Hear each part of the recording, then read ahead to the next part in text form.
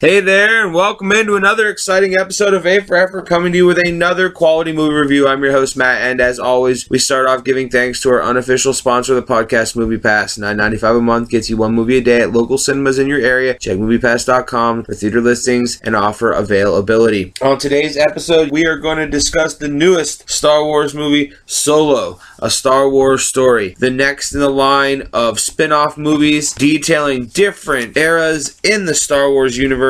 And I will start off by saying this movie was a wonder. I really did enjoy it. It was better than I expected it to be. You have to go in not with the expectation that you're getting another Rogue One or another portion of the Skywalker saga. It is completely different, but it does give you everything you need and love of a Star Wars movie. This movie was directed by Ron Howard, and to give a little brief backstory on how he came on board, Miller and Lord, the directors of 21 and 22 Jump Street Lego Movie, were on board to direct this movie from the rip. And when there was 2 weeks left in production, Kathleen Kennedy and the people at Lucasfilms had just had enough and realized that the movie wasn't going the way they were expecting it to when they were receiving dailies. It turns out that they just were removed from the project. Now, granted, we'll get back into this at the end because I want to talk a bit more about this in particular, but this is how Ron Howard came on board. And I think, and from all that I've read, he really came on and saved this movie. And it was a great movie. I have no gripes with it. I really did enjoy this movie.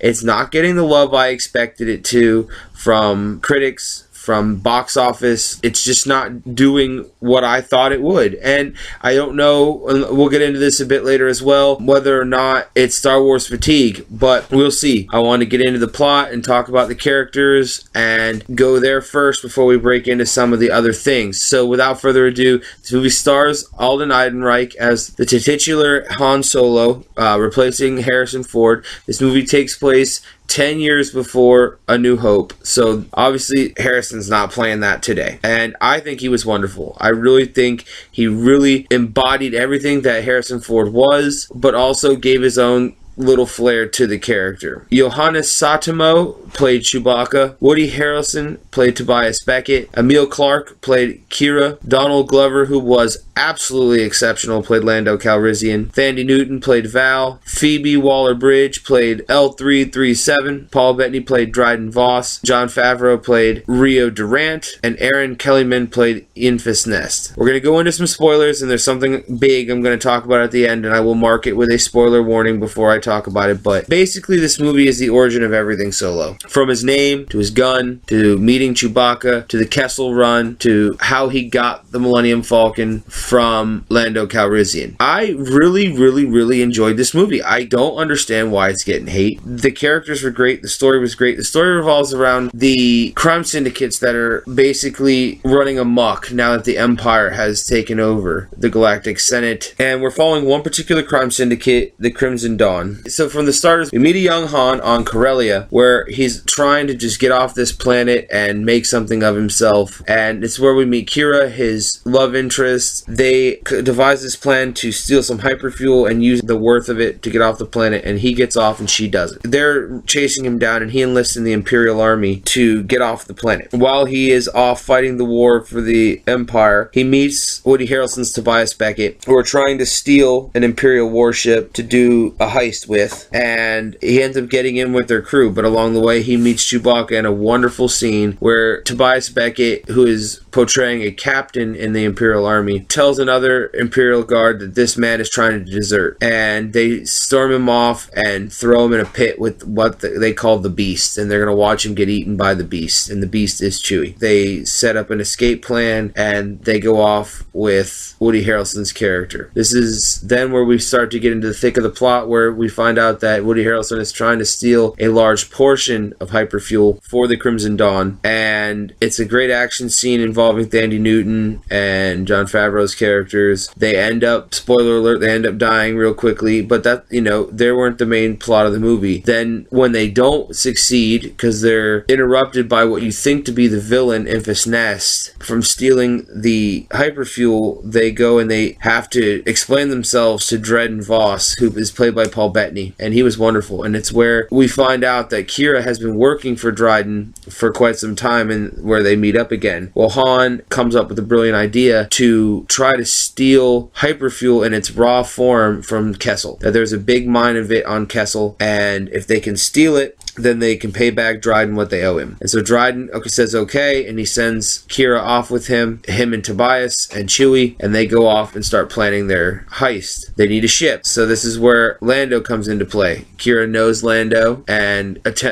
Han attempts to beat him in a sabacc game and fails at it. Lando cheated, but Lando does offer to come help, and this is where you meet his navigation partner / co-pilot L337, who was wonderful. Very small role. It's the smallest role any of the droids have had that have been, in these movies, but she was impactful, and she stole a lot of the scenes she was in, as did Lando. He was absolutely wonderful. Donald Glover played him to perfection, did a little bit of an impression of Billy D. Williams, but also put his own flair on it, and I thought it was wonderful. As you can tell, we're talking about Kessel, and this is where we get to see the origin of how Han Solo makes the Kessel Run in the 12 parsecs. It was a wonderful movie. I don't want to spoil the plot of the Kessel Run or how that all goes down, but this is how each character gets involved with one another. It was a wonderful, wonderful movie. I did enjoy it thoroughly. You can't go in expecting it to build on the Skywalker saga like Rogue One did. You can't expect it to be something that builds more onto that saga. This was its own story about Han Solo before Han Solo met Luke and Leia and Obi-Wan. So it was wonderful for that. Rogue One gets a lot of love because it filled the plot hole of how did they know to blow up the Death Star through that vent. But this movie doesn't have that. This movie centers around a very small, minor thing that always seems to come up when anyone is introduced to Han Solo and the Millennium Falcon, and that is the Kessel Run. And I think it was great. It was one of those things where I really enjoyed finding out how he made the Kessel Run. I didn't need more than that. It was great. Go in and watch this movie with regular expectations of it just being a good movie. It doesn't have to be the best Star Wars movie. I thought Last Jedi was great, and I didn't know what to expect from Last Jedi. I thought Rogue One was great. I didn't know what to expect from it. I didn't know what to expect from Force Awakens. But you can't go in expecting it to be the same thing over and over and over again, or you're going to get the fatigue that we'll talk about. This movie only made $110 million over a 4-day Memorial Day weekend, and everyone is shit in the bed that it's the first Star Wars movie that didn't make any money, and I just don't agree. The Last Jedi put a sour taste in some fans' mouth, and they don't trust Kathleen Kennedy and the group to go ahead and make a good movie, and it got a lot of hate for the directors being dropped off and Ron Howard coming in at the last minute. They only started marketing this movie 3 or 4 months ago. But you got to remember that Avengers Infinity War marketing was ramping up. They were just coming off of Black Panther marketing. Deadpool was wrapped in there too. There's a lot of movies coming out, and this is not a Skywalker saga story. It's only 6 months after The Last Jedi that this movie came out. This is the first time that a Star Wars movie's come out this close to another Star Wars movie. Force Awakens came out, and then exactly 1 year later we got Rogue One, and then exactly 1 year later we got Last Jedi. Maybe if this movie came out in December, maybe because that's been the month of Star Wars for so long, for 3 years now, that maybe with that year gap between it and Last Jedi, maybe they would have done a little better. But it doesn't matter. I think this movie was wonderful, and it had great setup for a sequel, and I hope we get it. The thing I wanted to talk about the most was a cameo that sets up a sequel. And spoiler alert, spoiler alert, spoiler alert, if you haven't seen it and you don't want to know what I'm about to talk about, turn it off, because I'm going to spoil this right now. 3, 2, 1. Holy shit, Darth Maul shows up. At the end of this movie, after the plot is said and done, and the events happen throughout the film, and Dryden is dead, and Kira tells Han to go off and save Chewie. She takes this ring off Dryden's hand and signals a hologram. And the hologram appears, and it's a hooded figure. And from behind, you might think maybe it's the Emperor that she's contacting, right? Well, the hooded figure stands up, and she tells him, hey, Dryden's dead. He was killed at the hands of Tobias Beckett and Han Solo. And he takes his hood off, sparks up the lightsaber, and the camera pans, and you realize it's Maul. And he says, "Who is Han Solo?" And it is wonderful.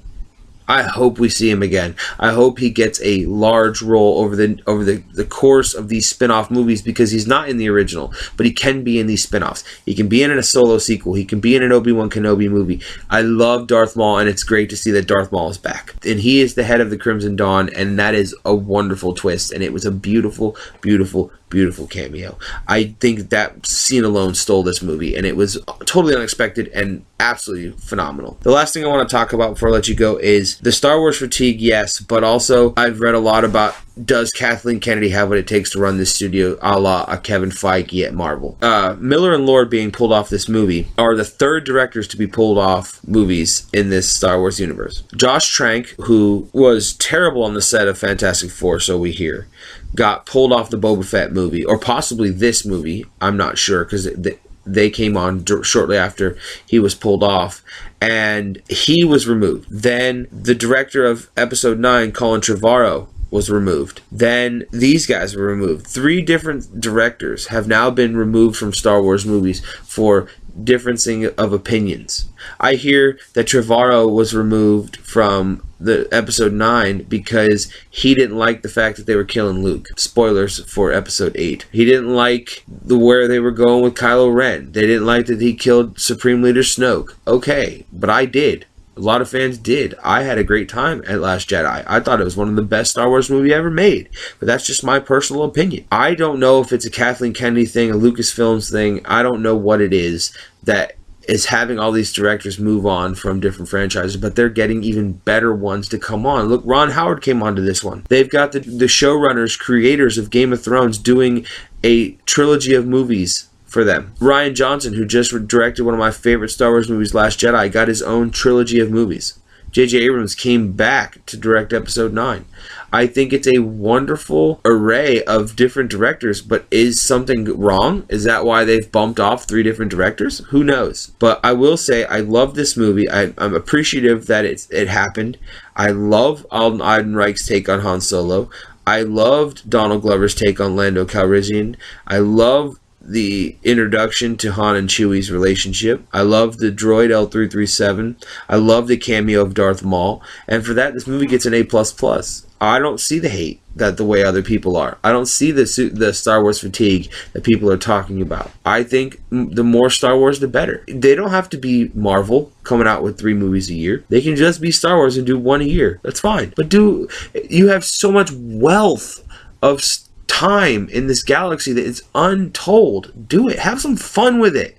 Stop worrying about the Skywalker saga and go elsewhere. Do this. This was fun. Enjoy it for what it is. It's the origin of a character that people love, and take it for that. It's a great movie. And with that, I'm going to leave you on that note. A++ for Solo, a Star Wars story. I enjoyed it. Keep giving me more of these spin-offs. I know that a Obi-Wan Kenobi and a Boba Fett movie are down the pipe. Give me more of that. I'm so in love with that. Let Darth Maul be in that movie because he wants payback against Obi-Wan Kenobi. I'm all for it. Give me more Star Wars. I have no fatigue. I have no Marvel fatigue, no Star Wars fatigue. Give me all these movies. I have been your host, Matt, and this is another episode of A for Effort. Come back to us soon on YouTube, on SoundCloud. Like, share, comment, review. Let me know if you're liking our movie reviews. Come back soon.